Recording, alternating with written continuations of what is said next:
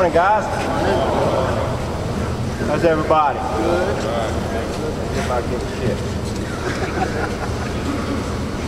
Put on there addressing the hazards, doing the right thing.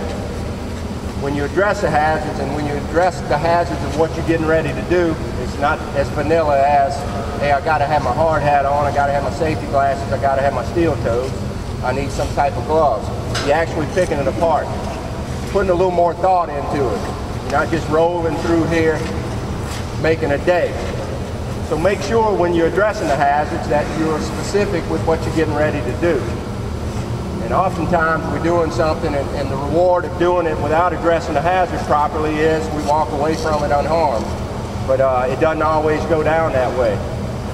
This is pretty much the thing for the rest of your life over here at this company, because what we do on a daily basis can impact, affect, hurt, maim, or kill someone. And a lot of companies out there have had to live through the tragedy of somebody dying. I went to a Chevron seminar about 10 years ago, man, in a diving company. And when the person got up there to give their little spill on safety, it centered around we lost somebody last year. We killed somebody in doing what we do. I think they probably had a pretty good plan. They deviated from their plan. So always make sure when you're dealing with your scope of work that you deal with it properly. So when you don't understand how to deal with it properly, ask for some advice, get some help. I'm just going to bring up one little quick example. We've had probably more than 2 instances here, and Rob Smith encountered one of them, and this week we had another encounter. When you're welding, there's a possibility that one of those little beads could jump into your ear. And Rob, it was pretty bad with you. It was a pretty bad ordeal. It went in there and did some damage. Mason, where's Mason? Mason not here? Mason. Wasn't real bad, but it wasn't real good, was it? So when you're welding, when you're doing that type of work, you might want to think about putting some earplugs in. That's an open hole, and if your head's cocked the right way and something lands the right way, it's in your ear, and it's headed for your ear canal, and it can do a lot of damage. So it's not all written down for you to read an instruction manual on what you're going to encounter out there every day. We try and cover the basics. We try and cover what you need to do based on what we've seen in the past. But sometimes you need to go above and beyond, and sometimes you need to think a little bit farther than what the rules and regulations are to keep yourself just a little bit safer. If you think it, you'll do it right. If you put enough thought into it, you'll do it the right way. Again, if you wind up at a brick wall, ask for some help. But that's what communication does for us, fellas. We don't bring up what happens to others over here. We don't know that it happened. Could be word of mouth. The trouble with word of mouth is somebody got something hot in their ear over here. His ear got cut off over there sometimes by the end of the day. So we need to be factual with what happens, but more so than that, we need to be factual with how to overcome it, how to keep it from happening to us again. So remember that. And that's communication, fellas.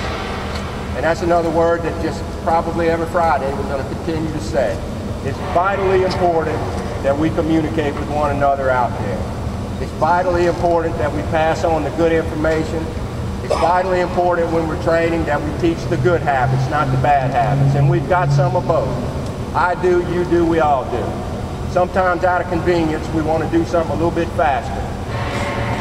So out of convenience, most of the time, it's when we cheat, when we don't do it the right way, when we choose to do something that we know we shouldn't be doing, and there's something riding on our shoulder telling us don't do that, but we go ahead and do it anyway. But if we take the time, and the time is what's going to get us there, fellas. Take the time to do it right. We'll be okay in every case. Be professional. That's what the companies that look at us and want to hand us million and multi-million-dollar projects expect. Professionalism. You acquire it. You acquire it by wanting to do the right thing. You acquire it by being concerned of other people's perception of you. So try to do things the right way, fellas. What y'all got? We talked about that yesterday, man. We had to take some electrical boxes down where the main power head hooks up to the transformers and all that bull. And so you got to involve a lot of people. That's important that depending on what you're doing, you get the right people involved. And Anarchy disconnected power, and then we had point view, double check, making sure the power is disconnected. The kick working with point view. But that wasn't good enough. We still had to get Brad, make sure he's okay with what we're about to do. Because we're putting a picture, up there around these power lines.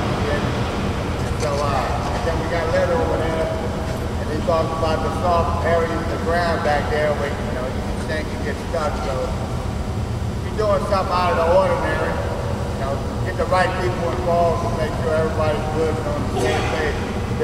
Phil was back there with us, Lynn, everybody. So think about that. You got some big heavy shit to move around, you go see scooter and shit. Get his advice on how to do things safely in the right way and stuff like that. Walk y'all back a few years. We were putting the weather head on that transformer back there. That's what we were actually removing yesterday. And we got the weather head up there and we needed to paint it. I won't bring any bad memories up there, Jeffrey. But had Jeffrey Holmes up in man lift over there, and the pole on the other side of the ditch fell. Went against the mechanic shop. We were powered up. So you don't know what's going to happen to you. And as I was saying a few minutes ago, if you involve some others, get a few other opinions, make sure everything's on the up and up. You don't have to do that when you're moving the shackle from one side of the yard to the other. I want to know when somebody tells me we're fixing to do something and the power's cut off, that the power's cut off. Point view was there, and if point view wouldn't have been there, I don't think we would have proceeded. So you put some barriers in the way that you have to go around to get where you need to go. And in most safety talks, barriers are something that prevents you from doing what you need to do, but a barrier also kind of slows you down, stops you. You might have to go around it. When we're doing something that's critical path, and certainly working around high power is critical path, you need some barriers there. So that all went well, and it's a good example of teamwork and involving the right people. Who else? Can I tell a story? Tell a story, Fred. Talk loud. I'm gonna try it. I'm a little guy, so just bear with me. A man walked up to his general store, and a boy and his dog were sitting in front of the store. He said, "Hey, young fella, how you doing today?" "I'm doing fine." He said, "That's a nice dog. Is that a friendly dog? Is that your dog? Is your dog friendly?" He said, "Oh yeah, my dog's friendly." So he went to pet the dog, and the dog bit him about 5 times up the arm. He said, "I thought you said your dog was friendly." "That's not my dog." So it's good to be specific, like you said, communicate. You got to definitely communicate the right thing when you're doing the job. Cover your bases. Pretty easy to do. And I think I stand up here every Friday, and that's my expectation. The expectation changes daily out there depending on getting stuff out of the door. But the expectation is never going to be hurt yourself so we can get it out on time. That's never going to be the expectation. Am I right, Bill? And and the supervisors are pressed for time. That's not their fault. That's how the company runs. That's how we get stuff out the door, and that's how we get paid. But the expectation from them is never to hurt yourself in order to get it out the door. So that's on you to make the choice to do it the right way. Anybody else? Come on, that water line. Be nice to use the blinkers. Well, look which way you're going. You walk me on that motorcycle, I ain't got a tank.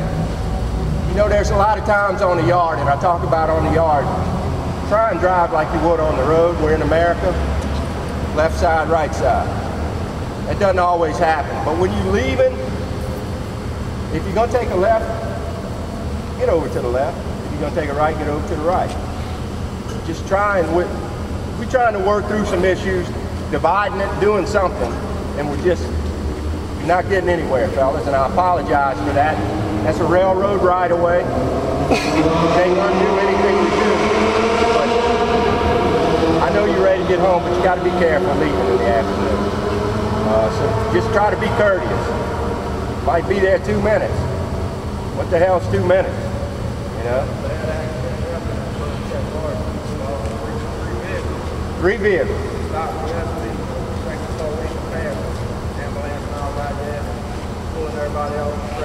In front of Chet Morrison, 3-vehicle accident yesterday with some serious injuries. It's not worth it, you know? Last thing you want to do is wind up not getting home and being in an ambulance after you finish your day over here. So, man, do the same thing when you leave here that you do when you're here. Apply the same policies, apply the same principles, and we'll be all right. What you got, Eddie?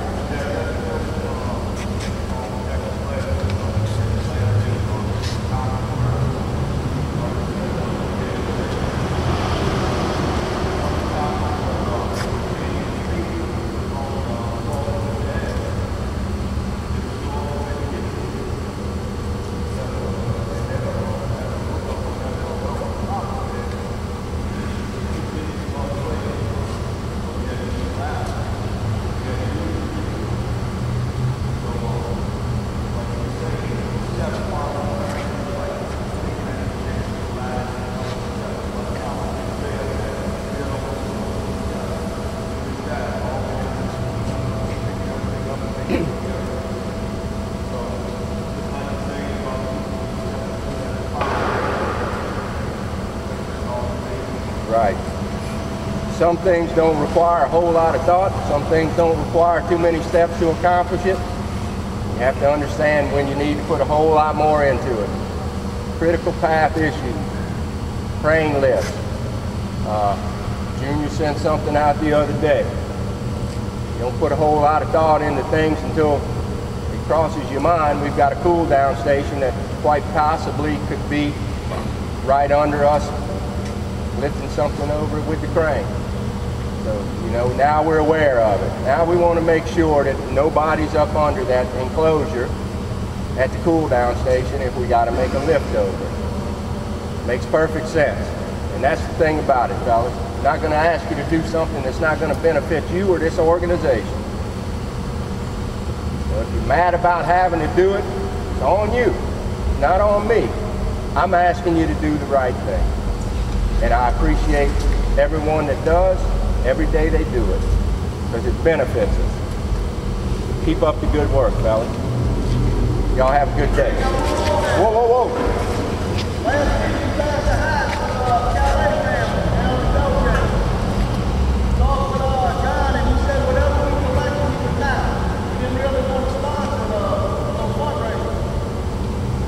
As of yesterday, we had almost $1,500. Versabar matched that $1,500. Looking at the little bit of guys in here, the people on the night shift, want to collect that amount of money, pretty awesome. Says a lot about y'all, fellas. It does. Good job, man. Pat yourselves on the back. Good job, fellas. Good job, fellas. Appreciate it very much. Thank you. Y'all have a good day. Good job, man. Good job.